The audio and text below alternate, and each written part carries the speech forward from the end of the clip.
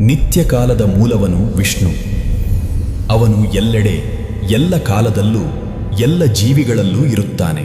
ಅವನ ನಾವಿನಿಂದ ವಿಶ್ವ ಜನಿಸಿದಿತು, ಆ ಶ್ವಾಸದಿಂದ ಕಾಲ ಹರಡಿತು, ಸೃಷ್ಟಿಯು ಆತನ ನೋಟದಿಂದ ಅರಳಿತು. ಆತನ ನೃತ್ಯವೇ ಸಮತೋಲನ, ಚಲನೆಯಲ್ಲಿಯೇ ಶಾಂತಿ, ಶಾಂತಿಯಲ್ಲಿಯೇ ಚಲನ. ಅವನು ಉಳಿವಿನ ಸ್ವರೂಪ. ಆ ಯುಗ ಯುಗದಲ್ಲಿ ಅವನು ಅವತರಿಸುತ್ತಾನೆ, ಧರ್ಮವನ್ನು ಉಳಿಸಲು, ಅಧರ್ಮವನ್ನು ನಾಶ ಮಾಡಲು. ಅವನ ಕೃಪೆಯಿಂದ ಮನುಷ್ಯರು ಬೆಳಕನ್ನು ಕಂಡರು. ದೇವರು ದೂರದಲ್ಲಿಲ್ಲ, ಹೃದಯದಲ್ಲಿದ್ದಾರೆ. ಯುಗಗಳು ಬಂದು ಹೋಗುತ್ತವೆ, ಆದರೆ ಆತನೇ ಕಾಲದ ಹೋದಯ. ನಾಶದೊಳಗೆ ಜನ್ಮ, ಜನ್ಮದೊಳಗೆ ನಾಶ್.